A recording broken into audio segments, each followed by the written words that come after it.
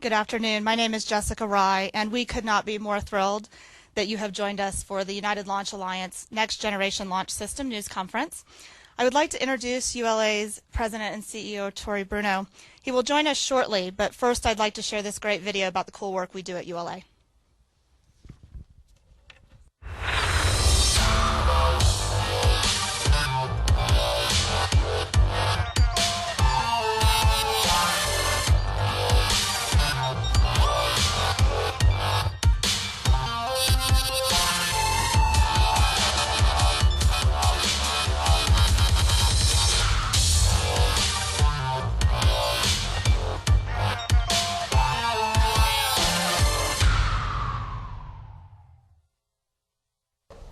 Well, good afternoon, and thank you all for coming. I love that video. That was 14 launches last year, and that's just a year's work. There'll be another 13 or so this year. But we're here to talk about the new rocket, and I could not be more excited to do that with you. This is an absolutely thrilling time to be involved in space. I mean, here we are at United Launch Alliance. We are about to go launch our 100th rocket later this summer. In a few minutes, I'm going to reveal to you our next generation launch system. But you know, it's really about much more than that. It is about realizing the true commercial potential of space, where we will tap its resources, we will make this world a smaller and much more intimate place, and we will see our human presence permanently, practically, and ubiquitously beyond our planet. And this new rocket is going to play a big role in making all of that happen. It's going to take the best parts of Delta and Atlas and combine them with new and advanced technology to provide a rocket that is not just reliable and certain as Atlas has been, but also much more powerful, higher performance, greater flexibility, and significantly more affordable. Now, I came to ULA to transform our company and make space much more accessible than it has ever been before. And this new rocket is a key part of that vision. And in a few moments, I'm going to reveal to you what the name is. I know you're dying to find out, but I'm just going to torture you for a few minutes because I have to tell you about the rocket and the technology that's in it. I'm a rocket scientist. I'm sorry, I just have to do that. And so if you could go, thank you, to the first slide. We're going to do this in 4 steps. The first step is this much more powerful booster. It will sit atop a pair of advanced technology Blue Origin BE-4 rocket engines. These will burn clean and inherently reusable liquid oxygen and methane fuel. They are also going to bring into America, in an American-built rocket, the advanced oxygen-rich staged combustion engine cycle that has yet to be produced in the United States. Much higher efficiency, much higher performance. They will replace the venerable RD-180s, which generate today 930,000 pounds of thrust. This twin pair of BE-4s will kick that up to well over 1.1 million pounds of thrust, a significant improvement in performance. They will sit underneath a stretched set of tanks that will contain significantly more propellant so that we can take advantage of that increased power to provide more impulse as we go to space. And we will have up to 6, we used to fly 5, now 6 solid rocket motor boosters. This will provide up to 20% more power. This will be a significant improvement in performance, and these will be the largest SRBs that are monolithic and currently in production at that time. This booster is a significant improvement in performance, and it truly is a conqueror of Earth's gravity well and will lift our upper stage and our larger payloads up out of that gravity well so that they can do their job. We will first fly this in 2019. Atop it will rest initially our current Centaur upper stage, the highest performance upper stage ever developed. But that's not going to be enough. We're going to take a giant leap forward in our upper stage in step 2. Go to the next slide, please. We are going to move to an advanced cryogenic upper stage, burning liquid oxygen and hydrogen. It will start with these very large, high-capacity balloon tanks We call them balloon tanks because they are so thin, so lightweight, that on Earth they cannot even support their own mass. They would collapse without propellant or pressure in them to hold their shape. They are truly designed to fly in space. And underneath them will be 1 to 4 rocket engines. And in the coming years, we will down select between our existing Aerojet Rocketdyne RL-10s, or perhaps the Blue Origin 3 upper stage engine, or the new technology in the X-Core engine. This will have a significant increase in the total impulse on orbit, but that isn't actually the most exciting part about this upper stage.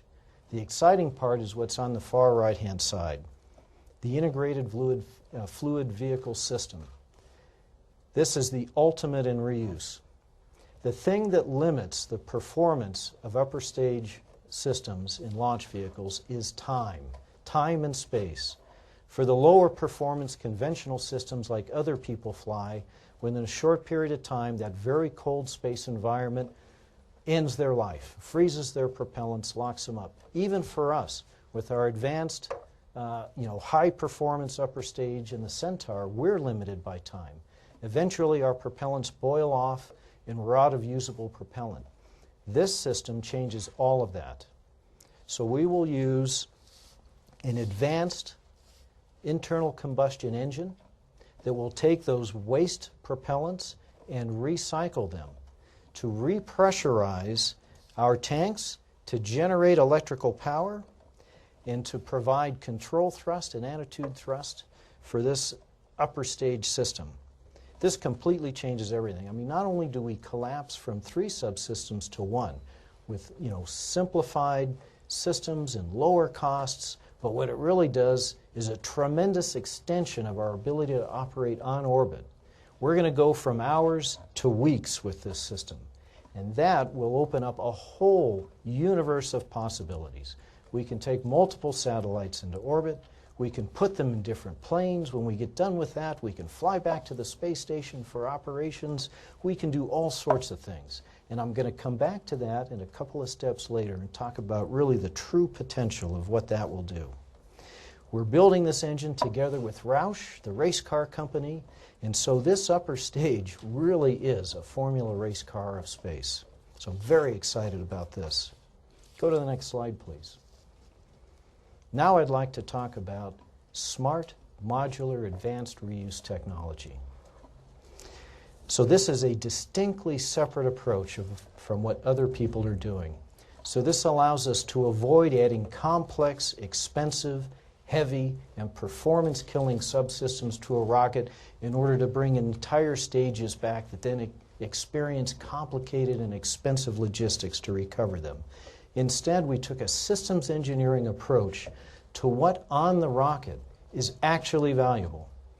And for example, when we look at the first stage booster, which this is, we find out right away that fully 65% of the cost, of the value of a first stage, is in one thing. It's in the rocket engines.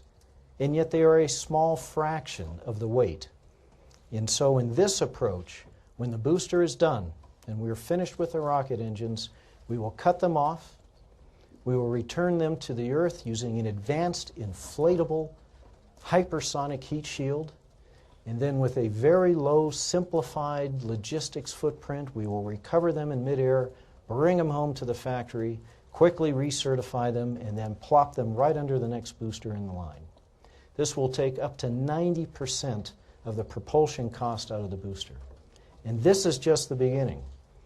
I'm actually not going to show you what other candidates and what other plans we have for this, because I think it would be fun for people in the space enthusiast community to apply this thought process and have a chance to use their imagination and see what they think we might release later on in terms of where else we will use this approach and this technology. Go to the next slide, please. Now this is the real game changer. This is our 4th step, distributed launch. We'll be flying this out in about 2024. And this is enabled by that advanced upper stage I talked about. Today, the concept for launching objects, for satellites, for missions into space is highly constrained. It's trapped into the notion that the spacecraft has to be completely self-contained physically. Everything that's there has to be there on the pad. If it's a satellite, it must fit inside the nose fairing. If it's a capsule, it has to fit inside that capsule envelope. And once it goes up, there is no opportunity really to meaningfully, physically interact with it. That upper stage shatters that limitation and opens up this possibility of distributed lift. And so we could take our first launch, big fuel tanks, supplies, food, water if it's a manned mission. And the next flight will bring up the spacecraft or the astronauts in their capsule.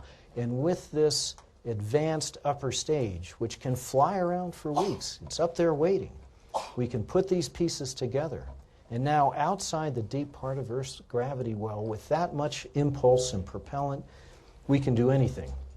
We can go out and tap the resources that are in space. We can asteroid mine. We can build the infrastructure required for a real and permanent human presence. Fuel depots, water depots, commercial human habitats. This is truly a game changer, and I could not be more excited about what this will do for the future of space, all enabled by that advanced, high-performance, ultra-long duration upper stage. Go to the next slide, please. So when we sort of bring it all together, what are we looking at? We're looking at 350+% more lift. We're looking at an order of magnitude more duration in operations that are virtually nearly unlimited. For all practical purposes, unlimited starts and restarts of this system. We can do anything that you might imagine a permanent presence, a true commercial exploitation of space would require. All of that infrastructure that's truly required to see the potential of space can now be put together. Go to the next slide. Now my PA people, they hate this. The PR people hate this, but I could not help but give you one teaser for something I'm not going to talk about today. But in addition to the new rocket, we are going to revolutionize the way that people purchase launch services.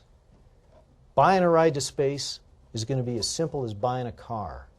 And later this year, we're all going to get back together, and I'm going to tell you about something we call Fast Buy and Ready Launch that is going to make that revolution possible. So stay tuned. I'm not going to talk about it today. Sorry. All right, so, you know, when we started this, I thought, wow, I am so excited about what this architecture can do. You know, it is America's next ride to space. I should let America have a hand in naming it. So we thought, well, let's go out and let people vote. And I thought, well, this will be fun, you know, we'll get a few thousand people involved, and they'll get online, and we'll get votes. I was astonished at what happened. The passion and enthusiasm around this literally blew me away. We have well over 1 million votes for the name of this rocket. And so I'm going to reveal it to you now. We have hats here. These were the top 3 candidates. So is it Galaxy 1? No. It is not. This is a collector's item now. Laura, you get it. How about Zeus? No, not Zeus. You can have that one. Oh, we'll get that for you. It's Vulcan. Behold, the powerful Vulcan rocket.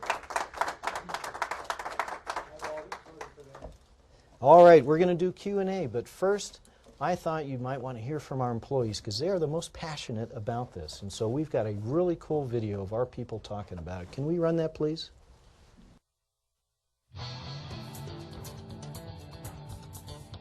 We're on track and building the foundation for what is going to be the highest performing rocket in the world. It's something that in our whole industry doesn't happen all that often, you know, maybe once a decade, if that. There's not many times that you create a new rocket or develop a new rocket and do it in 4 years. NGLS is America's next ride to space. The NGLS is a game changer.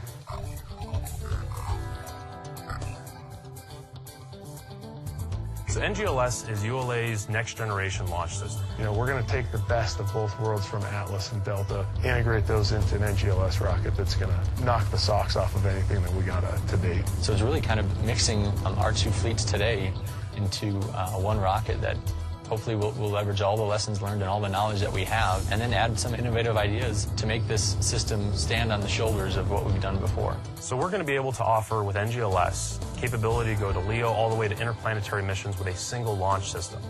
which allows us to reduce infrastructure and really streamline our entire process. We have a unique opportunity right now to implement and pursue this new design, this new launch system that will lower our costs for our customer. Where we can generate new ideas, new concepts, take advantage of new technologies for manufacturing, for materials. How can we make this better? How can we make it more efficient and cost effective and time effective? So we're looking at things like autoclave and additive manufacturing, some new welding techniques that we might be able to implement, 3D printing opportunities. NGLS really is a game changer about how we do business. The next generation launch system is going to be powered by an American-made first stage engine that runs on liquid natural gas. And our second stage is going to be using our Heritage Centaur from the Atlas V launch system. We're going to offer it in our existing base of 4-meter and 5-meter fairings with the ability to tailor our customers' performance requirements by adding solids. It's a new engine. It's not something that we've used on either rocket before. We're excited about that. The next generation launch vehicle is a game changer. It eliminates our reliance on the RD-180. It combines the technologies that we have from Atlas V and Delta IV, and even incorporates some new innovative ideas. There's no doubt in my mind that we have some of the most talented, some of the most brilliant people in the world working at our company. We have the world's best collection of rocket scientists to make this thing happen. NGLS is definitely America's next ride to space.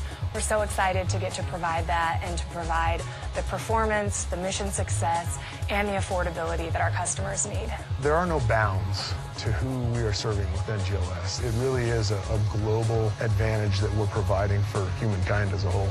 We're already America's ride to space. We're going to continue to be America's ride to space. NGLS is going to be the top choice for Americans and for any global company that wants the performance and cost benefit that we're going to provide.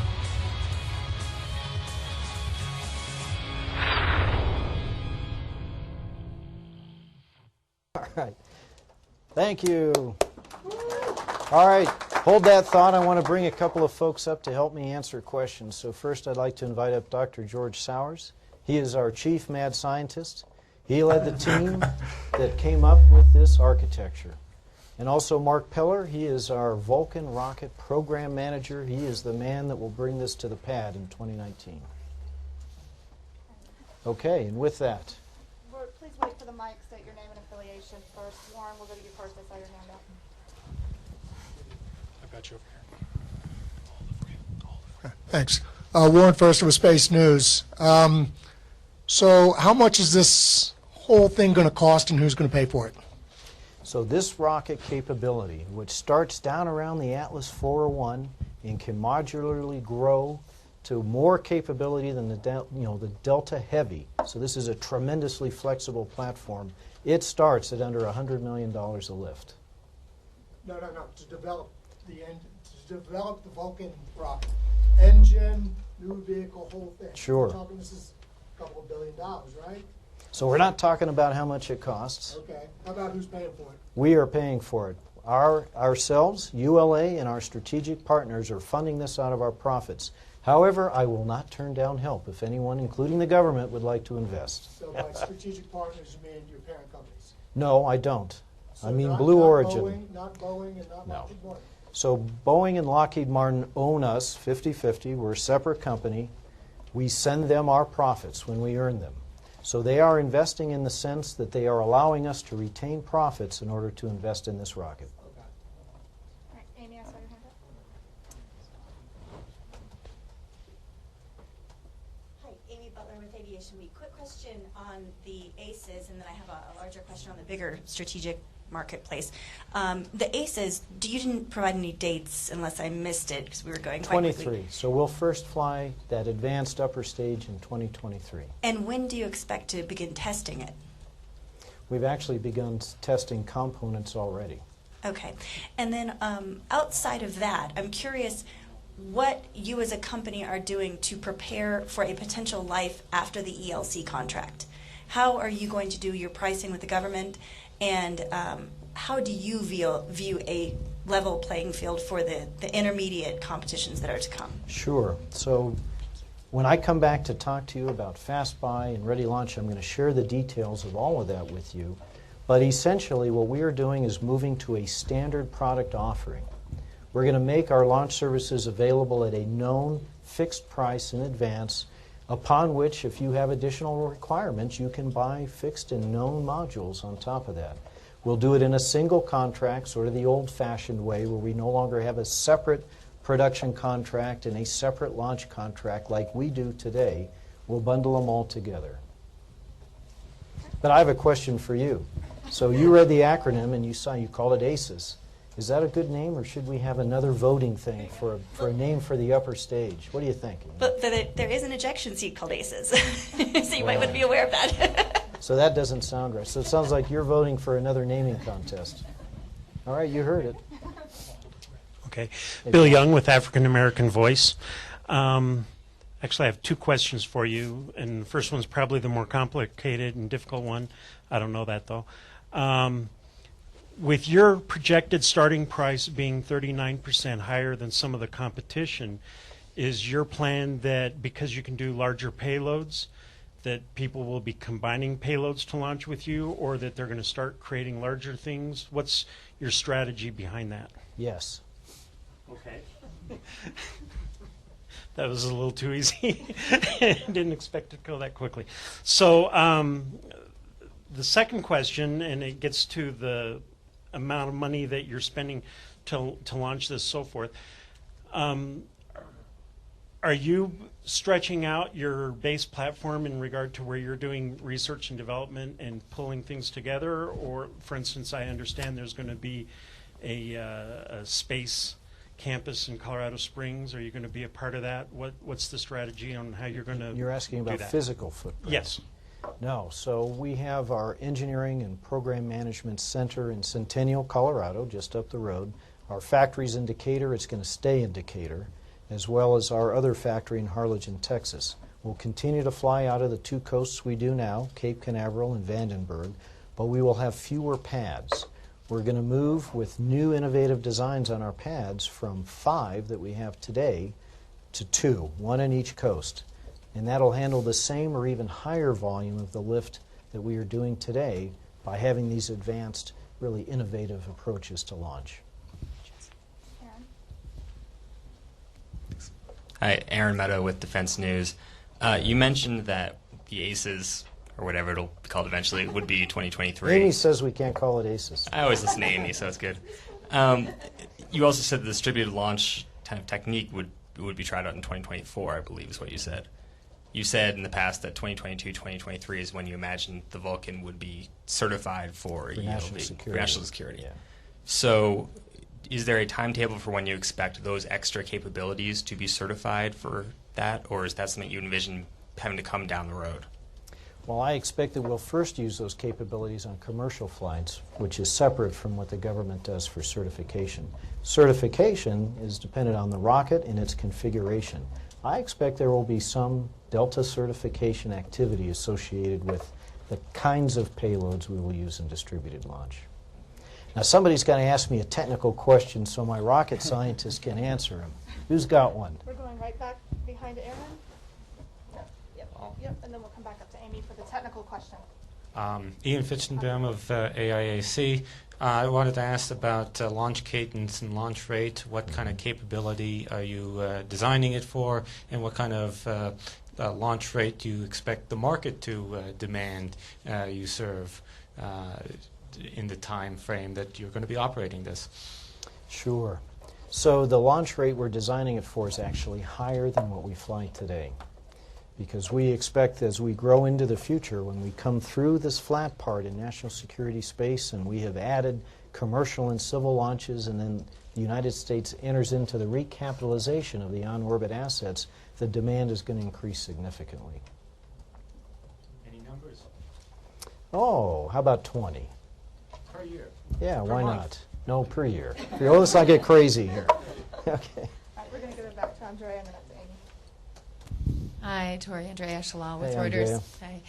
I wanted to ask you about sort of the government, the assured access to space policy. Now, since you've decided to not fly Delta, that still leaves the Delta Force in this interim period. Yes. But, will this mean that eventually you're sort of accepting that there will be United Launch Alliance and SpaceX in this market?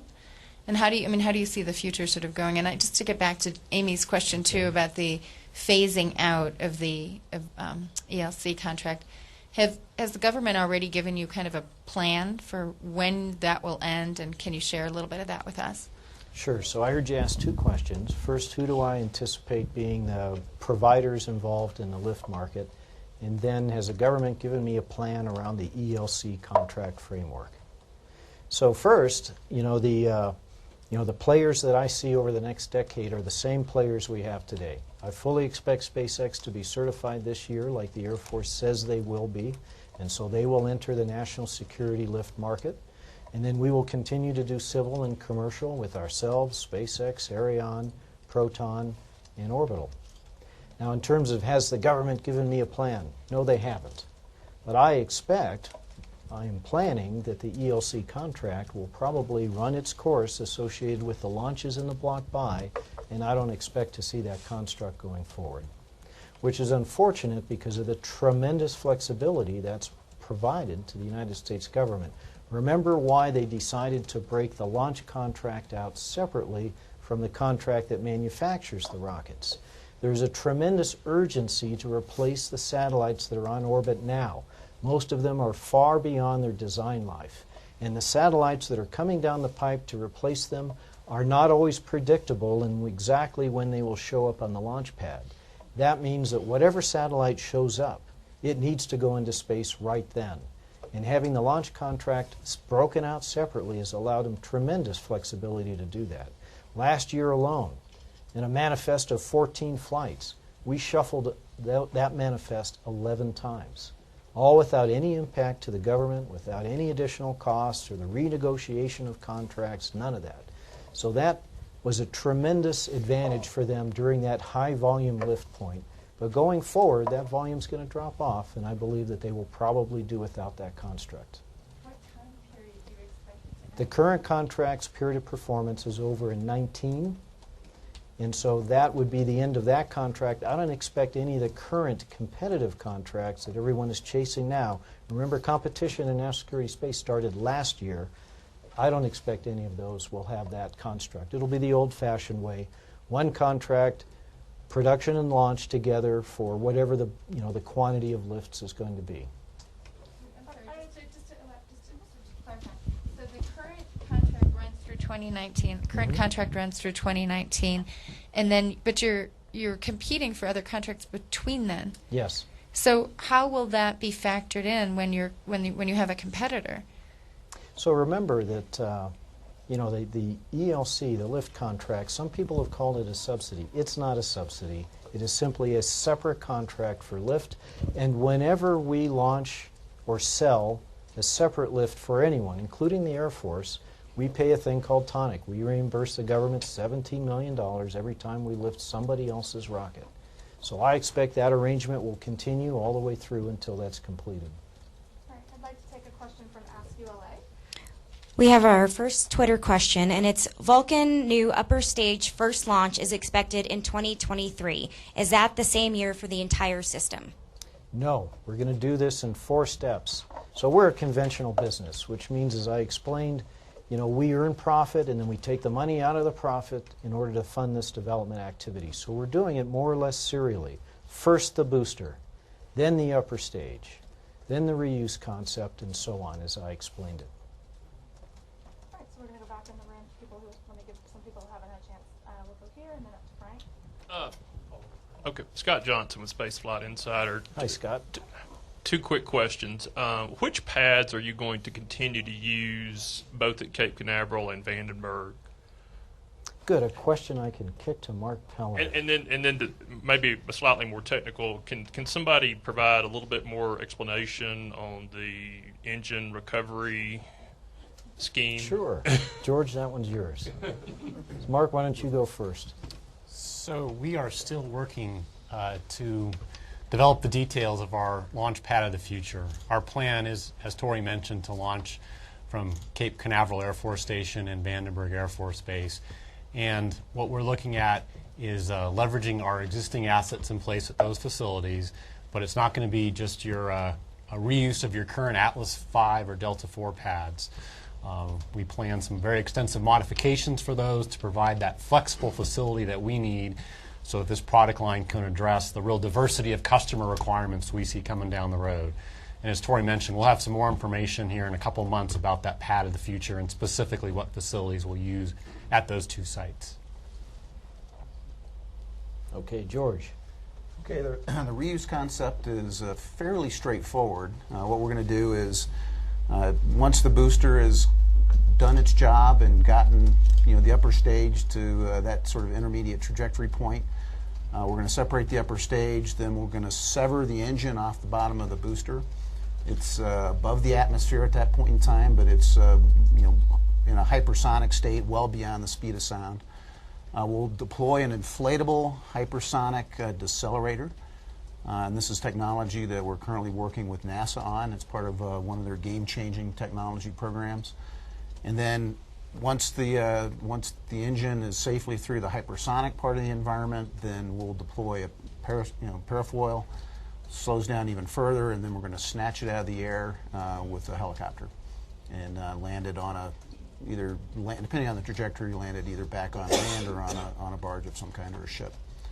But the beauty of that scheme is that the environment of the engine on its reentry and recovery is perfectly controlled. It does not see any of the hot plasma gases from the hypersonics, and it certainly does not see any salt water.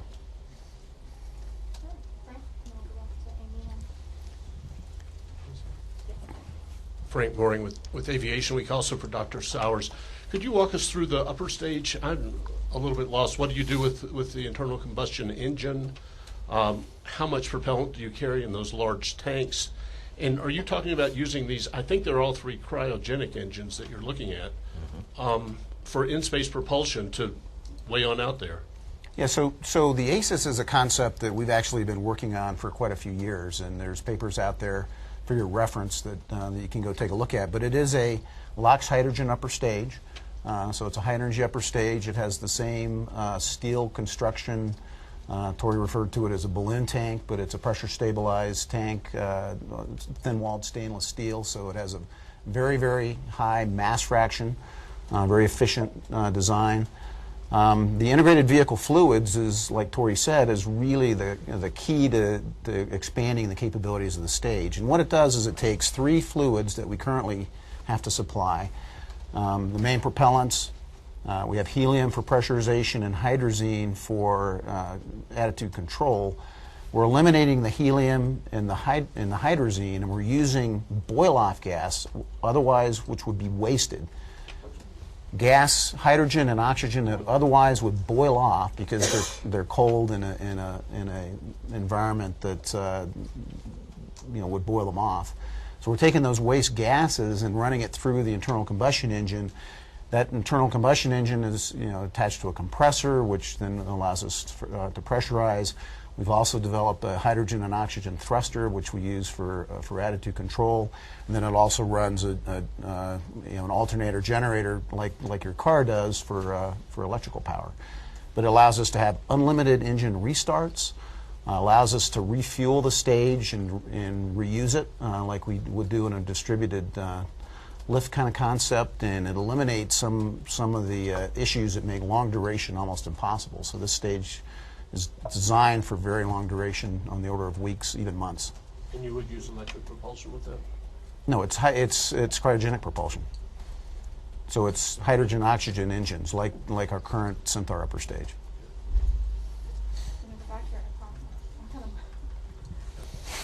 Yeah, Chuck Lauer, Space Access Japan. A big picture question.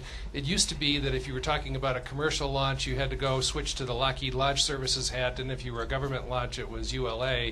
You have a lot of commercial terms in your briefing. Is ULA literally the one-stop shop for all customers now?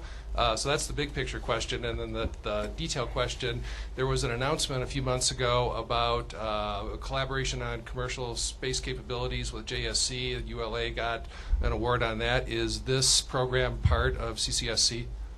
I'll take the first one. I'll let you talk to the second one. Okay.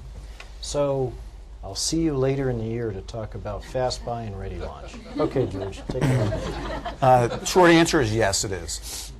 A lot of the technologies that we're incorporating are part of the Space Act agreement that we have with a number of different NASA centers. Yes. All right, Warren, and then we're going to go to Ask ULA and back to Amy. Hi, Warren Forster again. Tori, I'm going to push a little harder on the question that Chuck asked because I believe it's in the consent decree that set up ULA that you can't sell launches commercially. And Lockheed sells the Atlas. They buy the Atlas from you, and then they sell that on the commercial market. The Boeing does not commercialize the Delta IV, and I'm just wondering how that arrangement's going to work going forward if you're using the Vulcan vehicle. So actually, it's not in the consent decree. It is in our joint venture operating agreement. So it's something internal to the company and its two owners. And once again, I'm not going to give it away. You got to wait for Fast Buy. I'll be back in June, I believe. Okay, one other quick question, if I could. So you say this combines Atlas and Delta hardware and technology. So give me some examples. I know, for example, with the Atlas, you've got initially you're going to have the Centaur upper stage. Can you give me some more examples of the Atlas and the Delta technology? For example, the tanks. Is it going to be a Delta IV main tank? So it'll be modified from. So remember I said these will be stretched tanks that will carry more propellant to take full advantage of the increased power of the engine, the increased thrust. So we'll take, for example, with the methane on the first stage, we'll take a Delta tank and we'll stretch it. So it'll be derived from. We're also in the process of developing common avionics elements right now for Delta and for Atlas. That subsystem will come straight across into the new rocket. And there'll be other examples like that. Does that help? So what about the fairing? We're going to bring our existing fairings across, although we're making a modification to our 4-meter fairing to give it additional volume, and we're doing that now in advance of all of But you're going to this. use both vehicle fairings, both Atlas V and 4-meter and the 5-meter fairing. But those are different fairings today, no? They are different fairings, and we'll bring them across Both onto of- this okay, vehicle. So Yeah. both can be used on both? Yes. Okay. We're going to Ask ULA.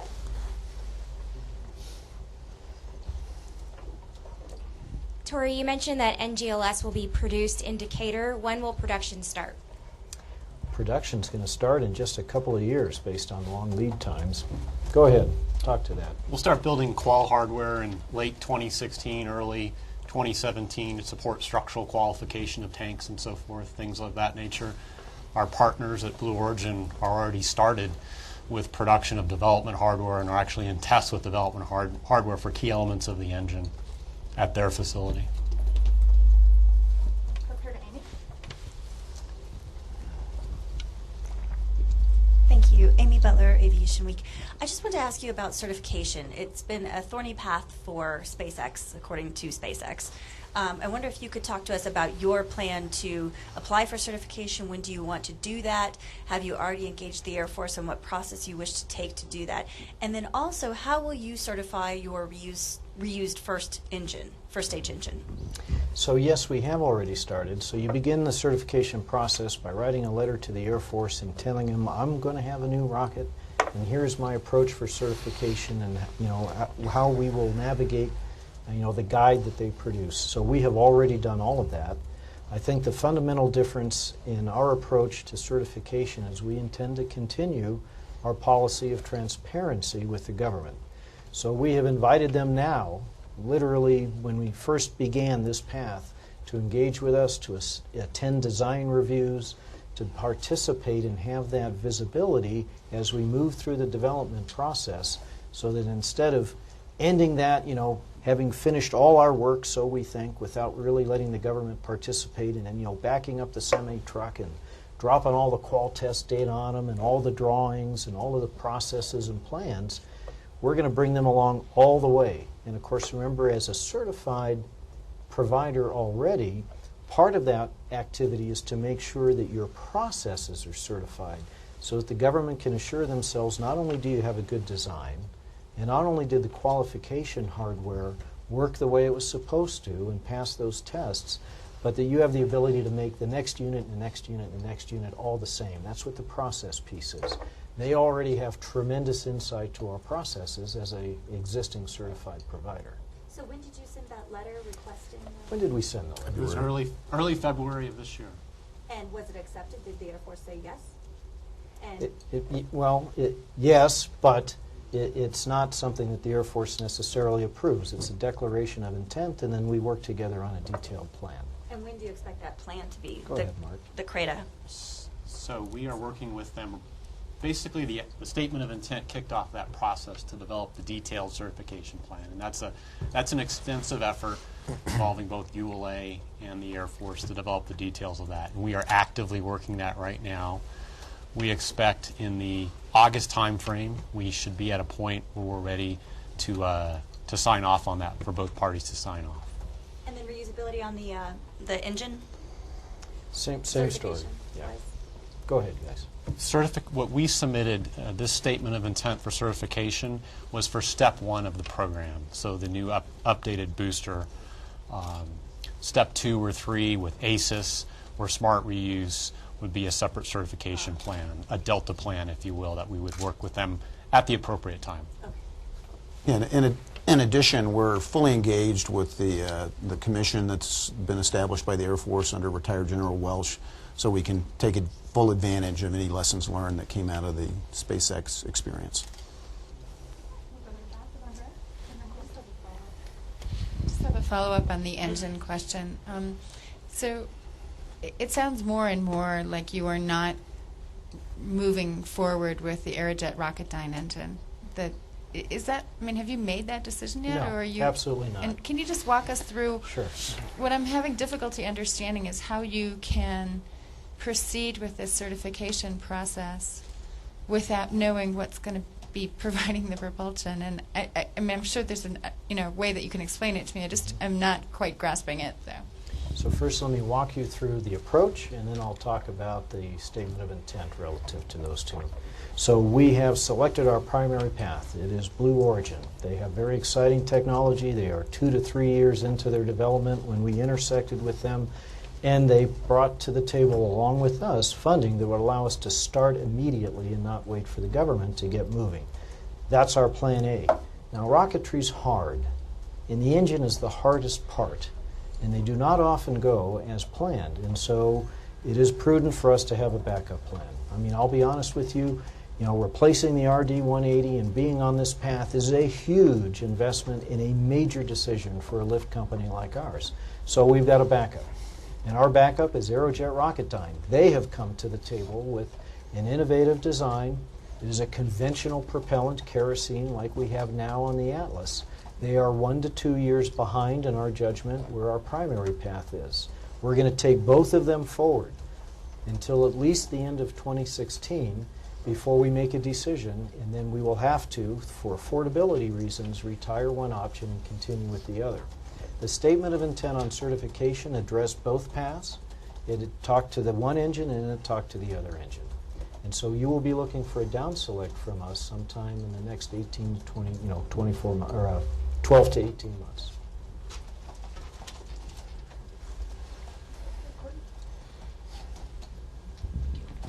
Hi, Courtney Alvin with Inside the Air Force. This may be kind of a technically ignorant question, but with the way that you're kind of iteratively developing these 4 kind of components, could potentially the booster, I guess, power the Atlas V, before the complete rocket is Well, Courtney, you could sort of think of step 1 as doing that, because above the booster, in that first increment, everything that you see on Atlas today will still be on Atlas. So we're essentially pulling the booster out from under Atlas, sliding a new booster underneath. So in terms of the, Congress's mandate that the RD-180 be phased out by 2019, or with whatever nuances there are attached to that, potentially this could address that issue. This is exactly why the booster is going first. Okay.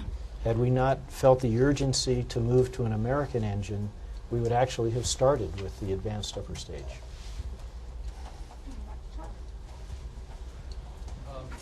Following up on that, I guess maybe this is for George. Does that mean you essentially have a seamless transition for the commercial crew customers of your current lift capacity, that there would be no significant re-engineering or requalification for either Boeing or anybody else that chose to use your booster for commercial crew? That's exactly right. Because the front end of the rocket, the top half of it, is the same as today's Atlas, at least in step one. All of the interfaces for the CST-100 at the launch pad and on the rocket are identical to what they are for Atlas. And so you could also then support Sierra Nevada on a commercial. For any of the crew providers that are currently integrated to Atlas would have a seamless transition to this vehicle. At a lower cost. At a lower cost, yes. Right.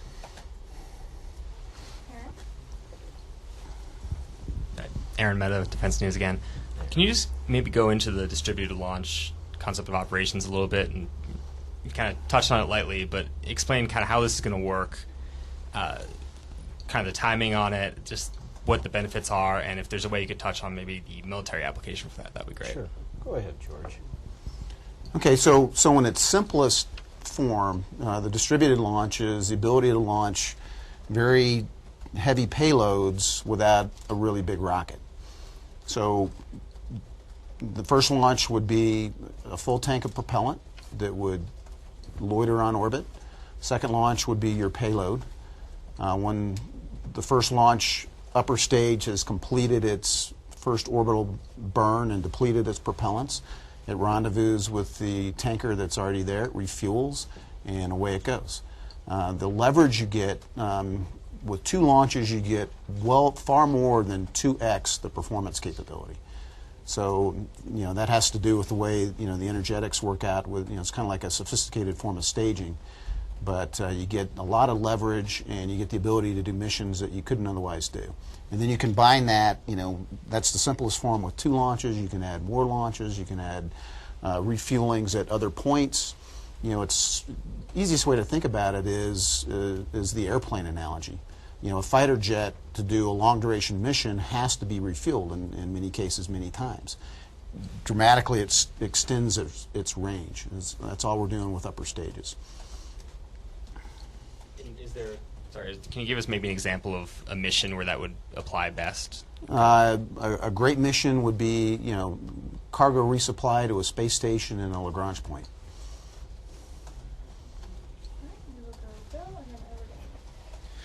Okay, you were talking about human habitat situations. What are you going to do for energy up there? Is there any talk about utilizing the modular nuclear power plants that Taylor Wilson has come up with and some other people? What would that look like? What are the concerns and what are the benefits? So the answer is yes. George, why don't you expand on that? So, we're really the transportation company. We've been working with folks like Bob Bigelow for many, many years, and they're developing the architecture for the habitats. What we're providing with some of these concepts like distributed lift is the ability to supply those stations and habitats with logistics, crew transportation or cargo resupply.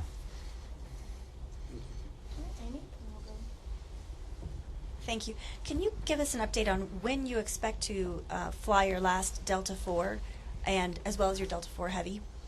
Sure. So we will stop producing Delta IV single stick in 2018.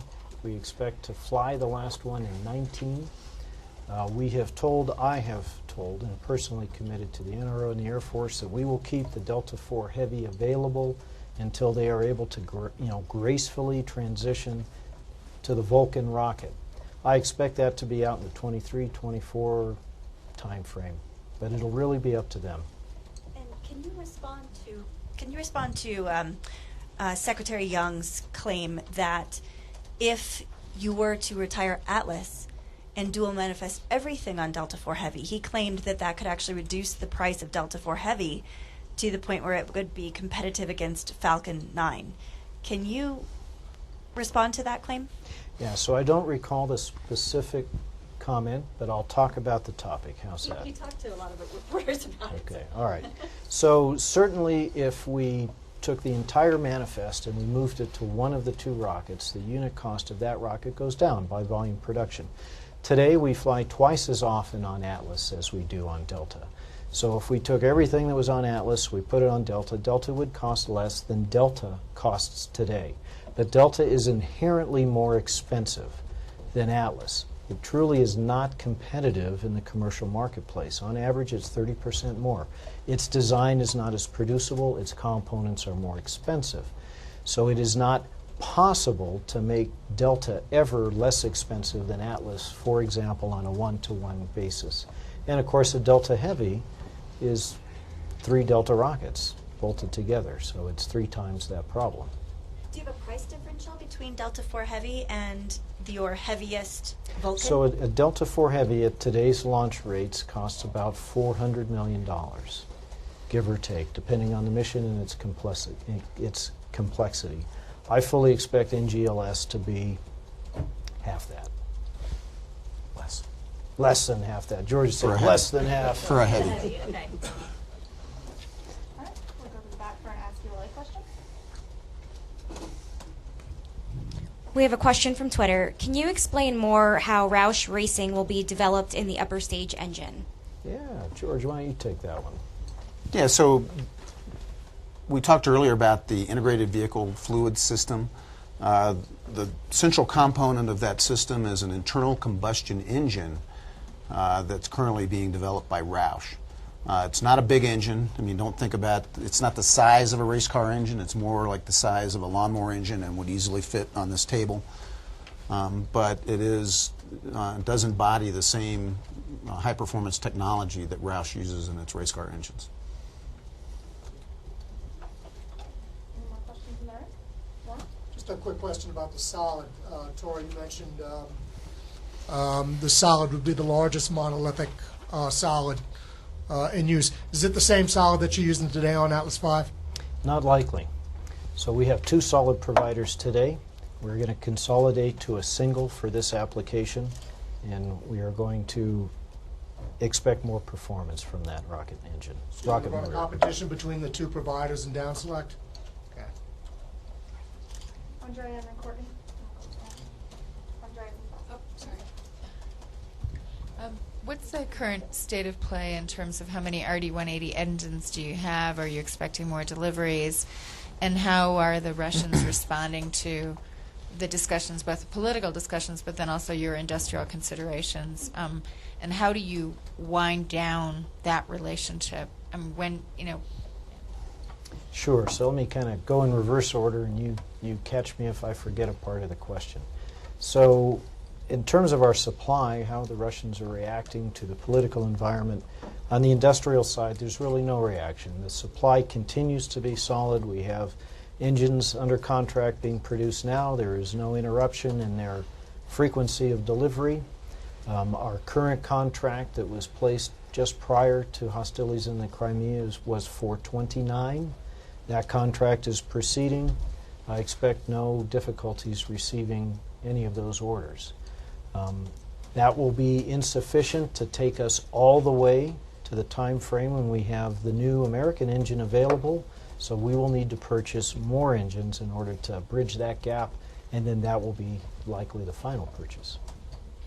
how many do you have? You had said at some point when this discussion first began in earnest that you had a 2-year backup supply. Yes, we maintain a 2-year backlog. So how many of those 29 engines have been delivered, and how many more will you get? Do you remember off the top of your head how many of the 29 we have on hand? So 5 of those 29 have been delivered.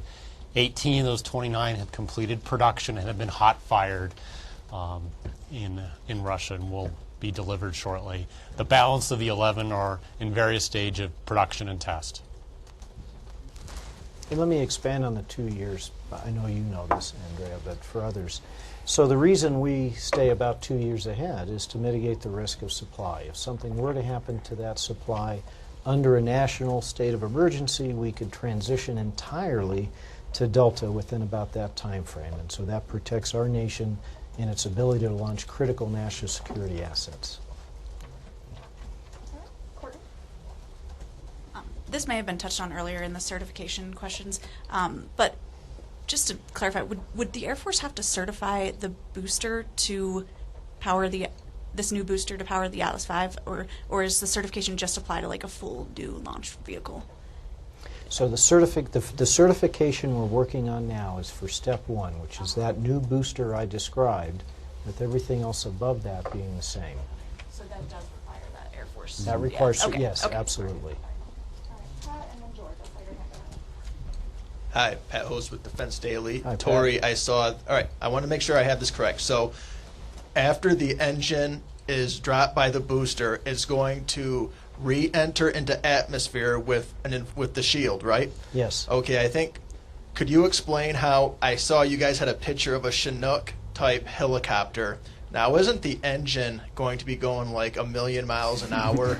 How are you actually going to catch that Sure. with a helicopter? So 2 things happen before it gets to the helicopter. Not quite 1,000,000 miles an hour. Well, it's Fast. about fast, you know, 10 to 15,000 miles an hour. So the inflatable aerodynamic shield will significantly decelerate the engine on its way in, especially as it passes through the thickest part of the atmosphere. At that point, we then are going to deploy a parachute, you know, a steerable foil parachute, and that will fly it. They're guided. It actually flies it to a rendezvous point where the helicopter will kind of gently come in as it's floating along and scoop it up. Did I leave anything interesting out of that, George? No, if you saw the Orion reentry, it's almost exactly like that. Orion had its own heat shield, which was part of the capsule. The engines won't have that, so we'll have to deploy one of those things and inflate it. But then it'll have a heat shield, and it goes really fast. It slows down by the heat shield, but then the chute's deployed to slow it down even further to where a helicopter can snag it with a hook. What are you going to use to scoop it?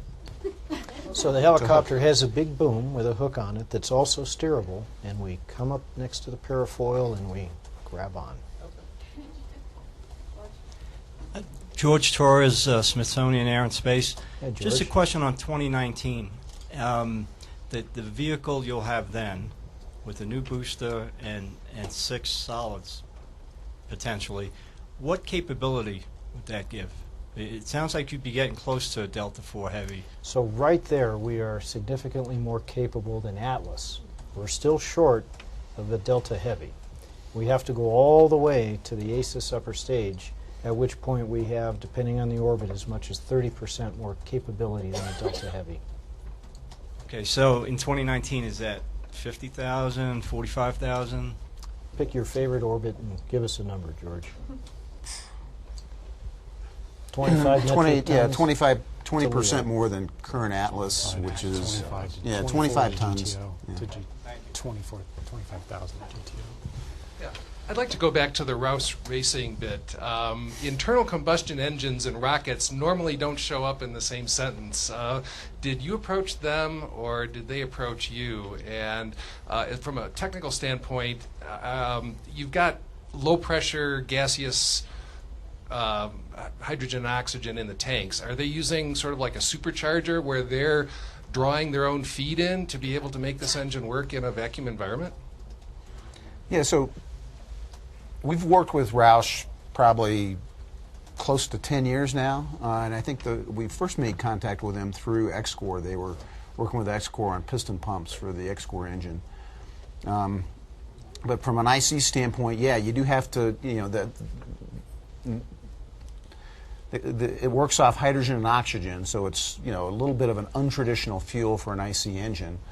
But it does operate off the low pressure side, and the IC is what provides the energy, the combustion of that to pump it up to higher pressures.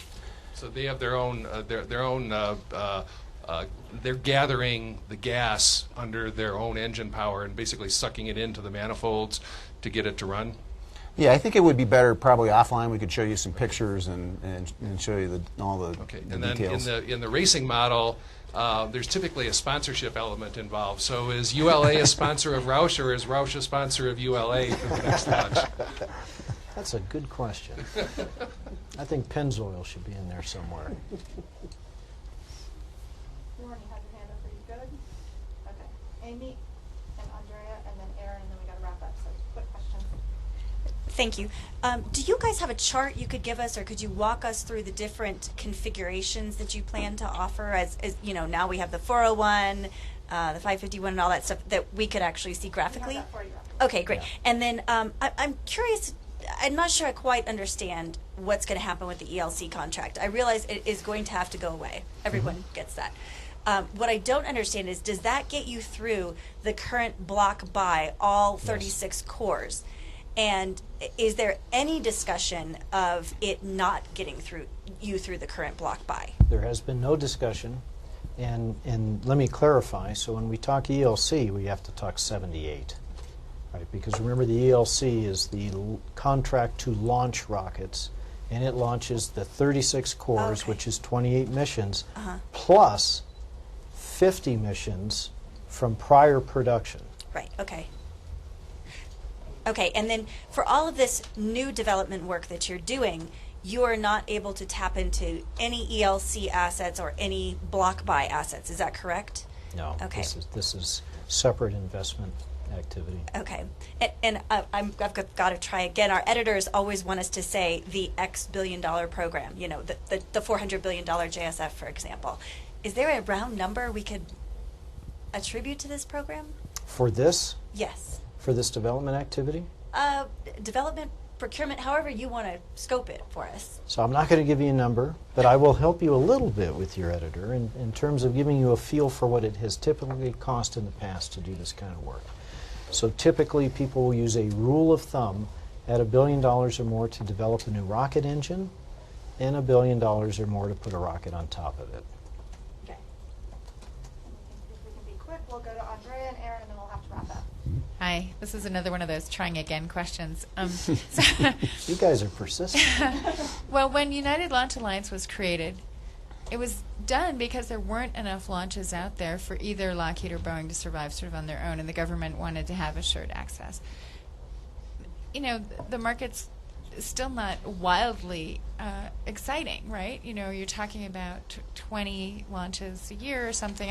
You know, is this market, this future market, going to be big enough to support United Launch Alliance with its two owners that all want profit and money and shareholders that want returns, and another competitor like SpaceX? Yes, only when taken as a complete lift market.